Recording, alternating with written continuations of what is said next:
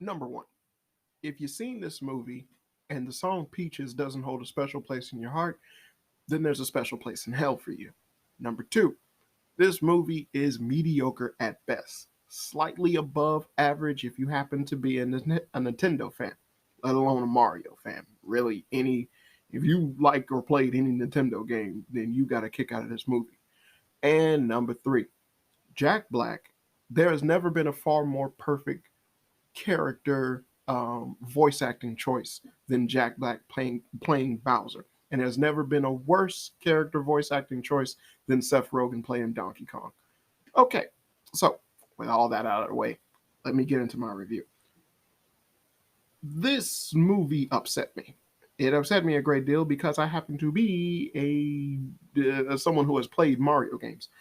Only because they, for some reason, kept backpedaling on Mario's character, as well as deciding to turn Princess Peach into some weird girl boss personification version of Zelda. Uh, I do not know why. Honestly, how she was in a Legend of Zelda movie, yeah, she that would have been okay. But well, depending on which Zelda that you choose. But for Princess Peach, the gaming's damsel in distress icon, this was retarded. Um, it's something that generally, being a fan who has played the games, this is something that was just really a hurdle that was hard to overcome upon watching this movie. And by having so many moments in which they kind of destroyed Mario's character in order to supplement her character, really made it annoying. As generally speaking, whenever they do these movies and they try to essentially make a female character seem powerful or strong, or strong woman or whatever, they have to tear down the man. They can't just have the character have their own merits, weaknesses, or just be a generally interesting character on their own, which Princess Peach has done over the years by being, even though she has been a damsel in distress, still being someone that likes Mario, gets captured by Bowser constantly, but is still considered a gaming icon to this day. Um, Yet for some reason, rather than utilize and showcasing and highlighting that, they decide to do a complete 180 over her character and make her something that she never has been portrayed in the first place. I'm mentioning this first because of the fact that it was so jarring to me as a fan, and there have been so many people who have had ridiculous takes over this movie, and it's just like for those who have tried to speak negatively about it, and I just feel bad for someone like me who essentially is like, it's not bad or good. It's just, It's like if you happen to like Nintendo, then yeah, it was just yeah, a little bit more. But it was not good in the portrayal of Princess Peach, as well as the certain aspects in which they had Mario. There were multiple times in which Mario became a character, or was a character, that essentially was like, that's Mario. This is what I would expect Mario to say if he had a voice, outside of the woohoo, yippee. Outside of that, and it was like, yeah, this is what I would expect him to say. You had moments in which, like when he first met Princess Peach, and she just kept talking about his height, and then he said, make fun of me all you want. I'm going to go save my brother. Are you going to help me or not? And I was like, now that's Mario. And then he went, please. And I was like, there goes the bitch. Because they just can't have it where he can be a strong, independent character while she's a strong, independent character. You can't have that. She has to be superior to him. And if you notice this stuff in movies, then you would understand small little subtle hints that they give in order to make sure that they knock down his character in order to supplement her character. So you have moments when it was like she's training him, or you had it to where he was able to complete the crazy ass obstacle course in the beginning of the movie going through Brooklyn, while she was able to do an obstacle course and she just flew through it. But when he attempted, he was bad at it. But we seen his parkour skills early on in the movie. Like I said, a backpedaling of his character in order to facilitate what storyline they wanted to give, but it doesn't make sense within the context of the characters. So you had multiple moments like that throughout the entire movie that really just kind of killed any type of reciprocity that you would get from the general intrigue that comes with the Peach and Mario relationship, because she does like him. He does go out of his way to save her. She is a damsel in distress. There's nothing wrong with showing that and still have her be shown in a positive light, whether it be, highlighting other aspects of her character that we've never got to see before within the games. Her leadership skills, exactly how much the Toadstool Kingdom cares about her, showing how she can rally troops or get people to join her side and things like that, but also showing Mario be that guy, considering that's the whole point of his games. He's that guy. This plumber shows up into this crazy world and he just whoops ass. That's what you do in all of the Mario games. She always gets kidnapped in all of the Mario games. Now, don't think that because of the plot and what they did by having Luigi get kidnapped and then Mario trying to go save him, I was against that. I actually didn't mind that. That's not a problem for me, because trying to do this within a movie from, the old game from the original Super Mario Brothers back in the day, and it's like the like having the storyline and the setup be something like that is okay to me, as long as you gave some type of, you know um, leeway between the characters of Mario, Luigi, and Peach. And what I mean by that is that you essentially have it to where you understand and build up the relationship between Mario and Luigi, which they sort of did, but it wasn't really that concrete. And then you have it to where Princess Peach needs to rely on this plumber to solve her problems, because that's literally what the Mario games are about. But again, because Peach was this girl boss, um, I can't lose type of character, you generally had a movie in which she accomplished everything without the necessity of Mario. In fact, Mario could have been removed from this movie and everything would have gone perfect. It's like she would have been able to win despite having Mario, rather than Mario being the key factor to make this movie.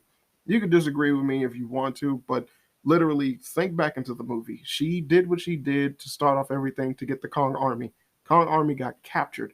Then she went along with what Bowser wanted to marry her, and then despite that, she decided to go against him for her own benefit. Bowser only broke out because Mario came and he was upset. He was already frozen. It, there was just so many factors that just realistically was like, this movie didn't need Mario in order for it to be a Mario movie. But that really is what kind of holds it back from being its own thing. Illumination has this issue where they like to insult and demean their characters within their movies. They've been doing it since fucking Despicable Me. But well, actually since before then. But in Despicable Me is very apparent, like especially when you get to the but actually in all of them really. But they have these characters that they kind of prop up as these certain icons within their own world. Like with Gru, he is someone that is considered a big bad villain. He was a really good villain at that, but for some reason he had to be considered lesser when connected to Vector, or you had it to where when the secret agent was able to one up on him on the second movie, and so on and so forth, whatever.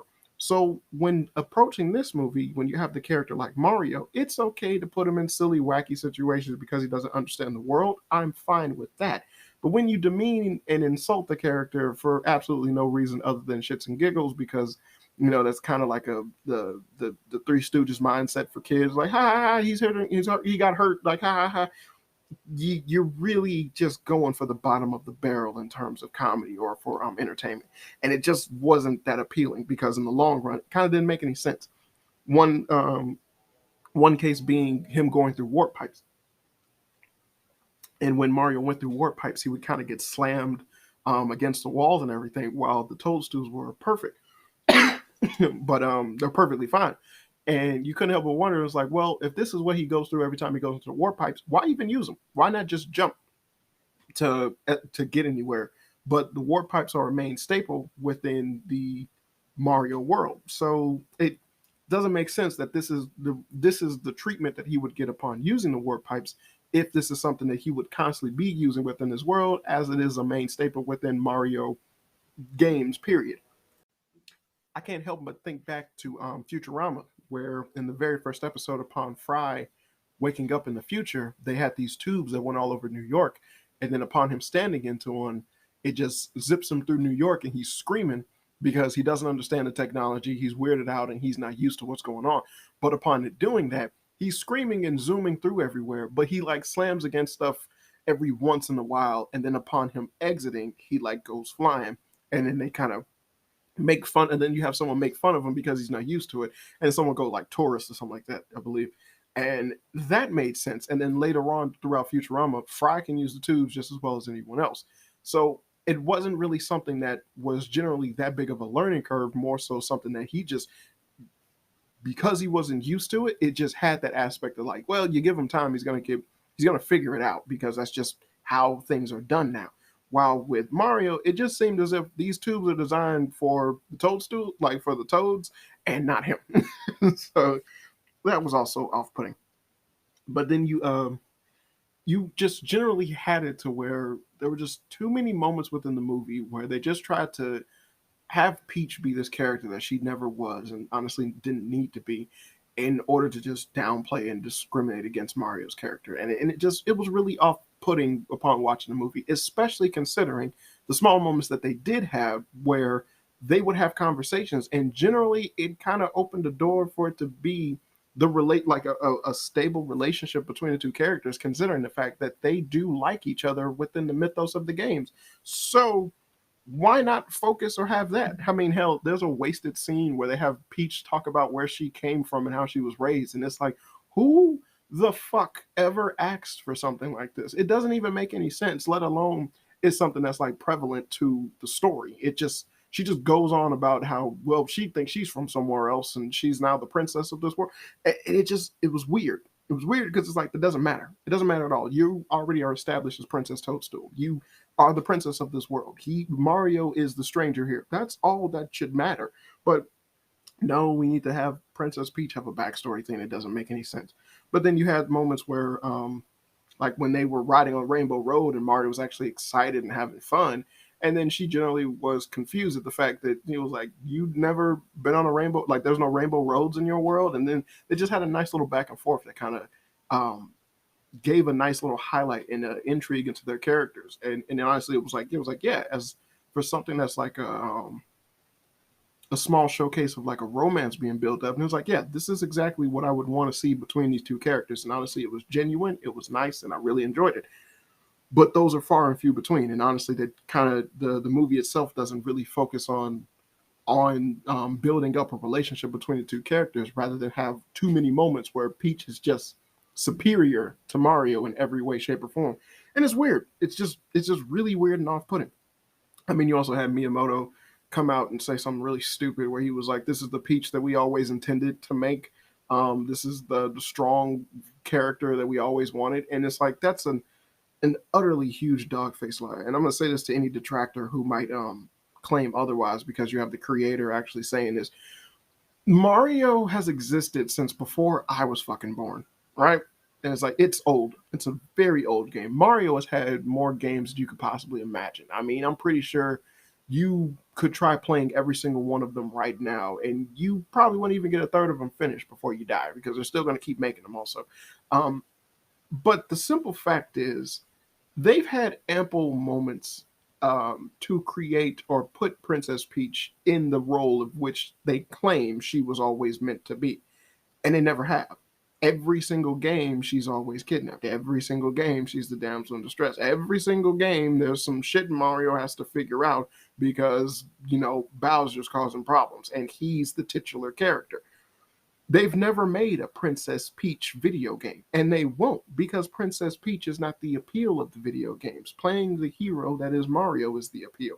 So to make that claim and that statement is a bold-faced and utter fucking lie. He's promoting the movie. They're trying to get money. Of course, they want to make sure that people understand that there's going to be a huge difference and upset between the characters within the movies and the characters that they have portrayed in the games. It's a goddamn Japanese company, for God's sakes. They would never make a female character that strong-willed above a male character that they've had for decades being the titular main character after all this time. Don't get your panties in a twist. It's impossible to think otherwise. There is no way that that is what they wanted as a Princess Peach character within the game. I dare you to think that if Nintendo dropped a Princess Peach starring role game right now, that a bunch of people would go play it, that it would make a whole lot of money. I dare you to think that that would be something that would happen. And if you think, oh, that seems interesting, I'd play the game. You know you wouldn't. You wouldn't. Lord knows you wouldn't. And it's like, it's a sweet idea for sure, but it's like that's not what it is. And the thing is that my true criticism with that is the fact that it's like it doesn't her being a damsel in distress is not a bad thing.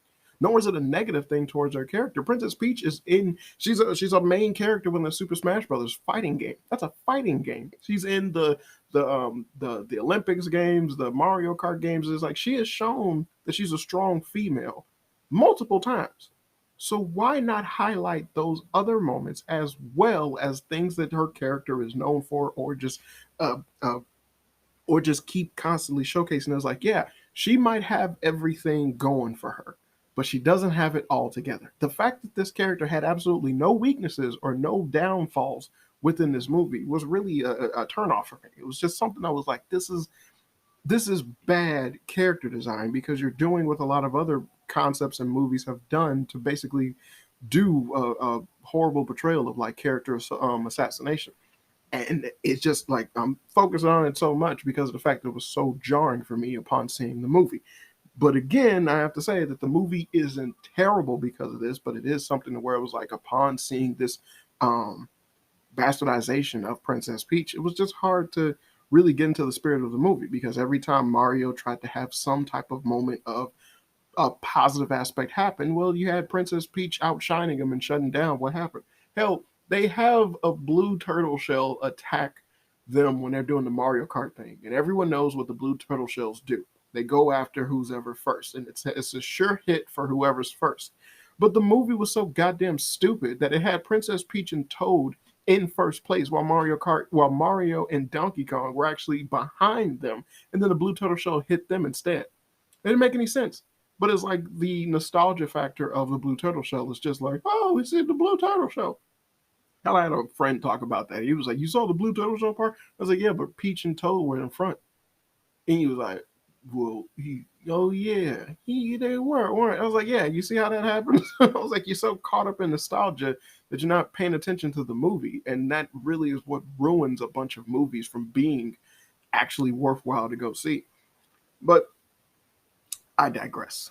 Now, when you get into the overall story of the game, like the overall story of the movie, like I said, it's really bare bones and kid friendly movie. They do exactly what they say they're going to do, and it's whatever.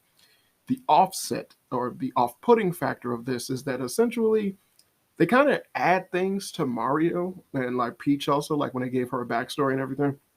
They add things to these characters that no one has ever asked for, and it does absolutely nothing for the movie. Um, they actually show Mario's family, and this was also very off-putting, because there was always this backlash of exactly if Chris Pratt was going to do his Italian accent or whatnot. And then in the beginning of the movie, he actually speaks with an accent, him and Luigi, upon doing a commercial. And then it come to find out that they don't actually speak that way. They just was hyping up their accent for the commercial for some reason. I don't understand why.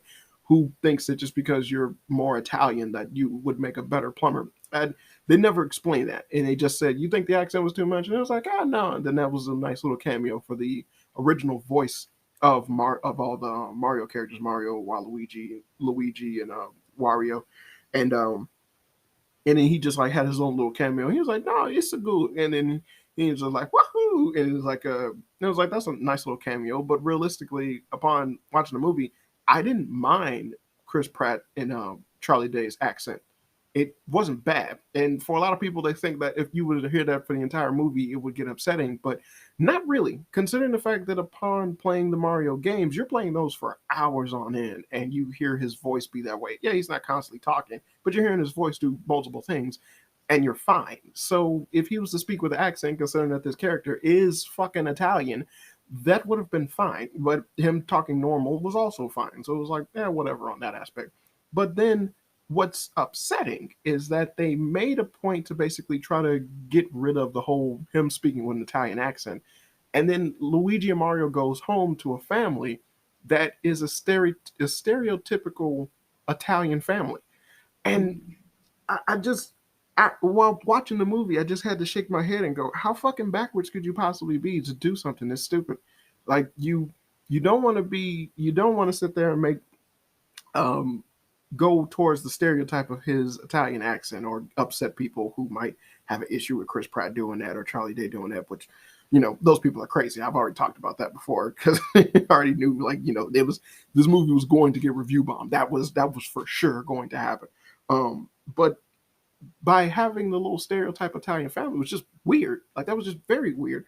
And I hate to say it, but you should have taken a page from the live action Mario movie, which Lord knows that's a terrible movie. But by having that movie to where there were these struggling plumbers who lived together and they were just brothers, it was fine. You didn't need anything else. You didn't need to see where your mom came from. You didn't need to see them have a dad. You didn't literally have the same issue that essentially was showcased within the Shazam 2 movie, where you instigated and started a problem, but then you waited until the very end of the movie to try and resolve it. And one of those things is that they had Mario dad basically kind of talk down to them for starting their own business, but then it just doesn't get resolved until the end where the dad is just like, I'm proud of you. But there was no reciprocity behind there, so it didn't really make any sense. And it was like a confidence boost that Mario never needed because his character was just full of confidence throughout the entire movie. But you just had moments where they tried to knock him down a peg for some reason, only for him to just kind of get over it on his own. And then you tried to end the movie by showcasing that it was like, well, he still needed this little pep, give him a little pep, but it didn't matter. The movie was over with. So it was very weird. It seemed as if the stuff that Mario went through in terms of for like, character growth and dynamic and stuff like that would have been better suited for Luigi's character, especially if they was going to go with the route of him being cowardly like they do in a Luigi's Mansion, rather than him just being, the guy who follows Mario all around all the time, which is fine. It's fine, it's fine. But that seemed as if it was far more appropriate for his character than it would have been for Mario's character, especially considering that you had multiple moments where Mario, just despite what everyone and anyone said, he had nothing but confidence in himself. And not only that, but he had confidence in Luigi. And so then the movie itself, since it had it to where his main goal and dynamic was to find Luigi, then the movie itself should have focused more on his aspirations of he believes he can do anything as long as Luigi's with him, or that Luigi gets really scared whenever he's not with Mario. Those things would have worked in tandem and it actually would have been better, especially having Mario constantly tell Luigi, whenever we're together, there's nothing we can't do. So then just have it to where it's like them being separate kind of has them have a weakness factor, but them together, they're unbeatable. And the movie itself should have highlighted this, and it would have been just a stronger movie all the in general. But having it to where you just had multiple moments where in itself, in order to try and cause conflict with Mario even talking to Luigi, where the dad was like, you're holding your brother down by like chasing these crazy dreams. And it's like in the beginning of the movie, they just made their own business and they just left someone else's company to be plumbers on their own because they feel that they could do it on their own. But it was like they just started, and yet everyone was completely dismissing and talking down to them, also not making any sense considering the fact that they prove in the beginning they got skills to be really good plumbers. It's just a goofy incident happened with a dog, which was honestly very funny. But a goofy incident happened with a dog, but it doesn't dismiss the idea of the fact that, yeah, they're actually good plumbers. So those things really didn't make any sense, And it was like, so they were going out in their own business to do the plumbing job, which honestly is just like in the beginning of the live action Mario movie, because it also makes sense. Honestly, the whole going into the sewer thing and did like it almost exactly the same. Almost exactly the same. It's the perfect startup for the Mario movie. They went in the sewer and then they found a tunnel to take them to the Mushroom King. It happened just like in the live action movie. Jesus Christ. And just like, but instead you decided to focus on and have weird aspects of the characters that kind of just didn't really fit because it's never been anything that anyone who's ever played a Mario game has asked for. It's a perfect equivalent is when they would show Peter Parker's parents in the Clone Saga of the Spider-Man comic books, and literally everyone and anyone who happens to be a Spider-Man fan just kept telling Marvel, "This is stupid. You're stupid. This is very dumb." Not only that, but then they made it to where they were spies, then they were double spies, double agents, then turned out they were triple agents. And no one cared. And ever since then, they have tried to stay away from showcasing or highlighting or talking about Peter Parker's parents. And every time that they do, it has ruined the credibility of Spider-Man. Case in point, the Amazing Spider-Man movies. How stupid is that? Those movies are incredibly dumb. But the director was like, I want to talk about his dad. Stupid. So stupid. His father figure is Uncle Ben. Leave it alone. Dummy. But it's the same notion. You don't need this character's parents in order to justify the character's actions. Just give strong credibility to Mario being the type of person who helps people despite anything and everything. You easily could have set up the first little plumbing job that they got. They tackled it the way they tackled it, but Mario didn't give up while Luigi felt self-conscious about it. They go home. Then you have the big incident that happens with a weird cameo by the mayor from the Chicken Odyssey for some reason. I don't know. Also, they kept highlighting Brooklyn. I don't know if that's because someone watched the Into the Spider-Verse too much or they played the Miles Morales video game. But highlighting and showcasing Brooklyn as if it's this grandiose place is really, really weird. But you had that, and then essentially you have Mario go, "Hey, we can go stop that leak that's happening. That's like kind of messing up with the city." And honestly, that was a nice uh, basically intrigue into into them getting stuck into the Mushroom Kingdom and whatnot. But it's just like all you needed was to have Mario say, "We do this," and then everyone will know about us, and then we get better publicity, so we can get more jobs where we can do the plumbing stuff.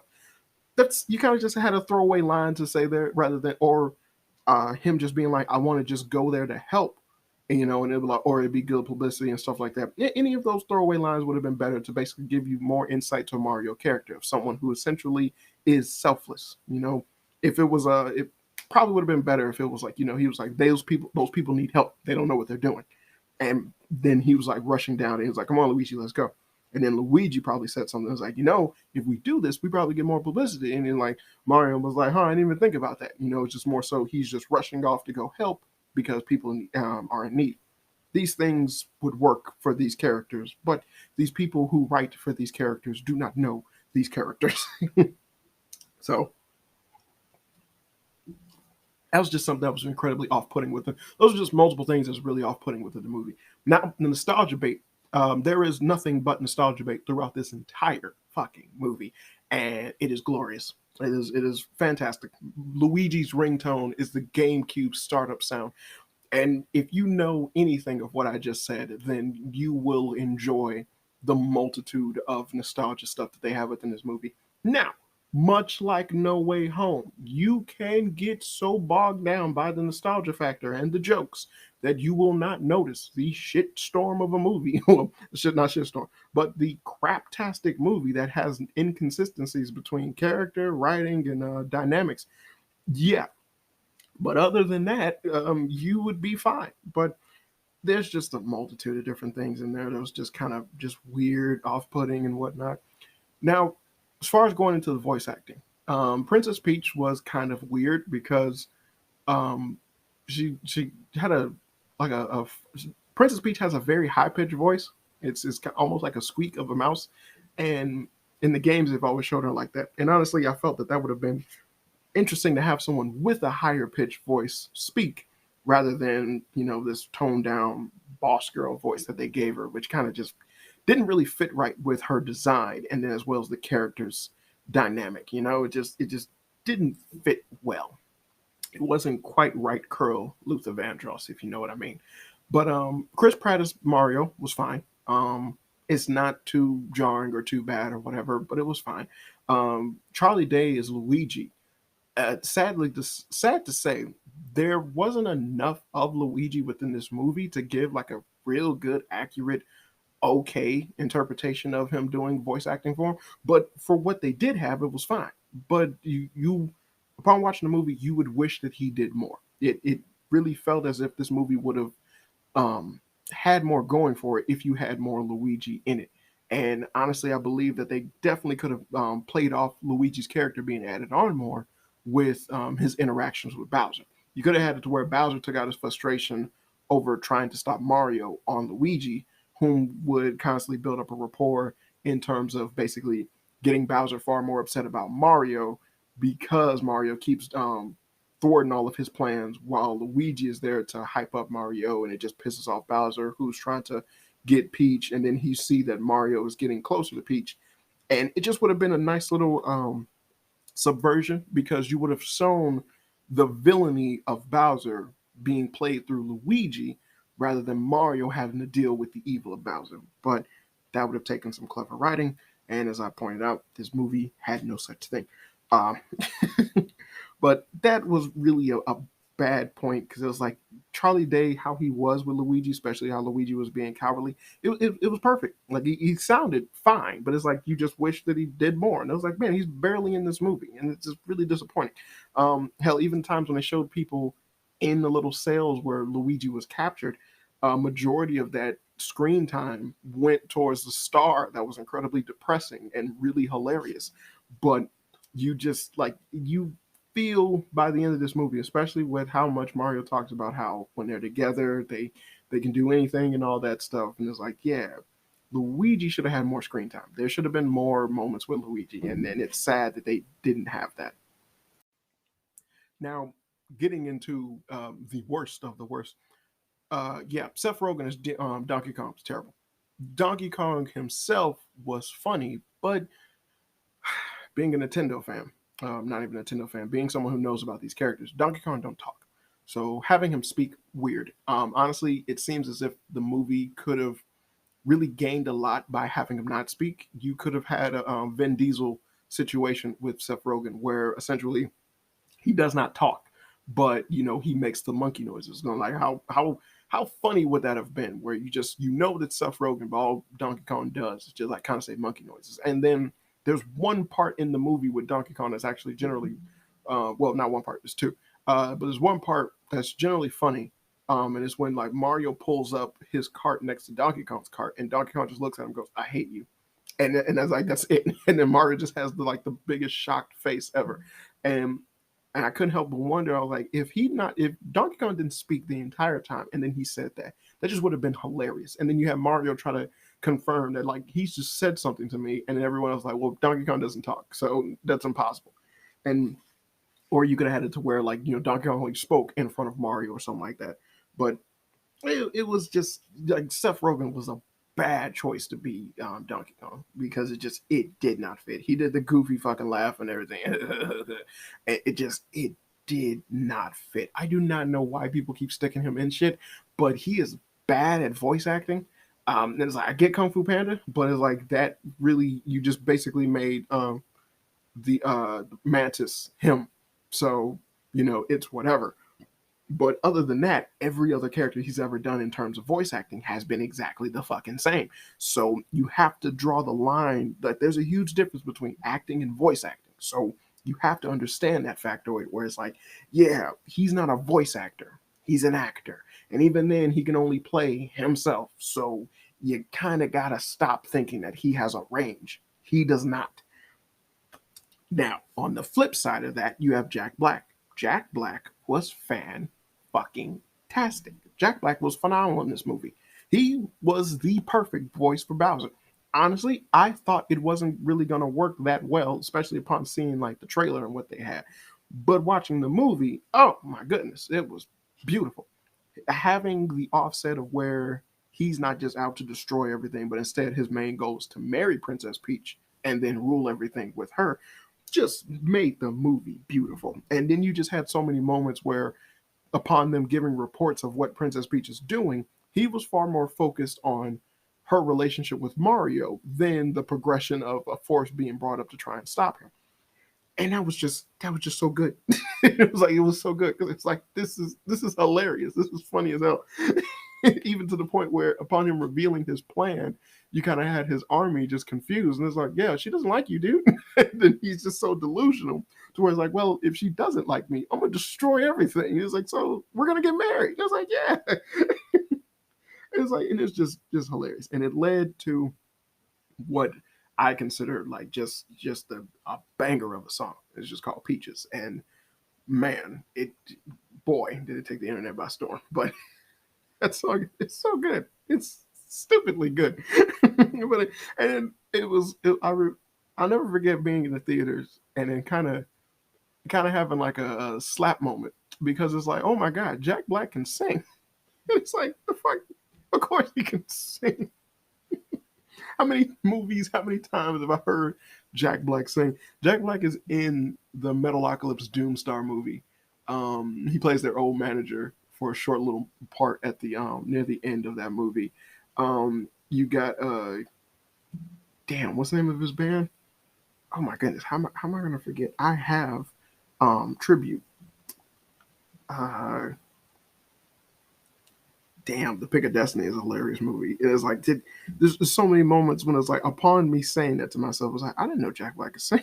And I was like, wait a minute, yes I did. Tenacious D, that's the name of the band. Yeah, it's like him being in Tenacious D and everything. And it's like, wait a minute, I have a bunch of their songs and whatnot. He was in School of Rock where he sung. There's been so many things Jack Black has done where he has sung. And if for some reason I was like, my brain just went, he just had to just, and I was like, huh, I know he could sing. And it was like, and then the song is amazing. I was like, man, it's like he's been singing for years. Oh boy. But it's like, yeah, that's just that song is just precious and it's hilarious. But you have it's like it just he was very welcomed and they did very well with his character. Like honestly, Bowser was held in the highest regard in this movie, and it's just fantastic. The only problem is with the whack writing in this movie that he's had the super power up star for the longest and he never used it, and it made no sense why. Even when he was down and out, he still could have used it and it would have been fine, and he never used it. It was weird. It was very, very weird. Also, what's even weirder is that they had a multitude of actual voice acting talents, like people who are good at voice acting in this movie, and they filled the main roster with a bunch of movie stars. And I wish they wouldn't have did that. It's sad they keep doing stuff like that now because Disney kind of set the stage. Disney and DreamWorks really went upon Shrek, setting the stage with that. But well, Ants. I said Shrek. Ants did that. Um, but voice acting just it's okay to go for talent. The movie star era is over with. So just doing regular voice acting, you'd be fine. You'd do so well. Oh my goodness, you'd be shiny if you just accepted that there are just some things that are like acting and voice acting are two totally different things. I get this as a famous actor, but generally speaking, when it comes to animated movies that are like in the realm of like children can like mainly are supposed to go see it, they don't care. It's like, and if you think the older people are going to see it because of their voice acting talents, they also don't care. Especially a movie like this that just is nostalgia baiting based off of something else. As long as you bring the best of the best forward, you'll be fine. You will be fine. But I wish they would have done something because oh, I think I forgot about Keegan Michael Key as Toad. Um, he was also bad. So it's like it's realistically in terms of like the voices you would have. Seth Rogen as Donkey Kong is the worst. Keegan Michael Key as Toad was just bad. The girl who played Princess Peach just didn't fit, and and then after that, I guess you would have Chris Pratt. Then it'd be Charlie Day as Luigi, and then Jack Black as Bowser, and that would be the ranking system that you would use in terms of like who were good and who was bad, really. For me, but it just like I said, it has moments that are very much funny, very much entertaining. It's not boring by all means. The movie itself is only like an hour 30, so it runs fairly fast, but there's just one scene that I always felt was uh just so and it's a montage in which they're traveling to the land of the Kongs with Peach, Toad, and Mario. And like really that was like the only part that was like aside from Peach talking about her backstory, of course. But aside from that, everything else was like, oh yeah, this is very well put together. I just wish it had a stronger script. Like I said, it's much like with the No Way Home and everything. That nostalgia bait shit can only really get you so far, but a lot of stupid people really fall for it, and so it's like whatever with that. But in terms of your script actually being something that just makes you stand out as a movie, you really shouldn't heavily revolve around that nostalgia baiting. But you have people who again got blinders on, so that's all that they focus on. That's all that they care about. Um, And much like the why, No Way Home is considered like so good, but it's like, yeah, it's only because Toby and Andrew show up. But other than that, the movie is flawed beyond all reason and logic. Um, but hey, nostalgia bait. But it's just like I wish it could have been better. I wish it generally could have been better, and then it probably would have been the greatest video game adaptation movie ever. But as far like in terms of standards for me, the Sonic movie is better, and the Sonic movie has a plethora of flaws in it. But to me, the first one, just the first one, the second one's terrible.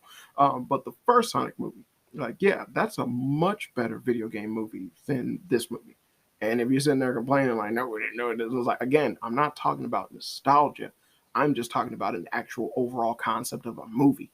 The Sonic one, much better. And it's like in the small little nods to nostalgia that they did do within the first Sonic movie, yeah, greatly, far greater appreciated than what they did in the Mario movie, where it wasn't just plastered all over the place in order for you to feel the nostalgia. Hell, DK running out and they played the DK rap from Nintendo 64. Like I said, Luigi's phone ringtone was the GameCube. Like the restaurant Mario was in was Punch Out. Uh, there's just like he was playing Kid Icarus when he went into his room and he was sulking. There was just so much, so much. Whereas fan service, nostalgia, and all that. While in Sonic, you had the subtle part of where the one time he was hit, he dropped all his rings. Hilarious. You just had the multiple times of him using his speed and being real fast and stuff like that. Jim Carrey as Robotnik was freaking perfect, even though he didn't look like how Dr. Robotnik is supposed to be as Eggman. It just there was stuff done in that movie that was just too right for me to say that the Super Mario Brother movie would be superior. While there's just too much in that movie that's just done wrong. So that's my assessment for that. So that would be my overall take on this movie. Like I said, it's okay. By all means, if you have children, go see it. If you happen to be a Nintendo fan, go see it. If you know who Mario is, go see it. There's nothing wrong with that. This movie making money is well, to me, it's a double-edged sword. But for the most part, like I said, it doing as well as it did is it's a nice blow to the people who just generally wanted it to fail simply because Chris Pratt, which again, that's disgusting. That's disgusting upon all ventures and whatever. I'm starting to notice that Chris Pratt happens to be in movies that make money, but happen to be really shitty scripts. Because he keep doing the Jurassic World movies, and those suck. But he's fine in those movies. It's just everything else is terrible. But it's like the same thing with this. It's like, God damn it. Like get a stronger script. Damn it.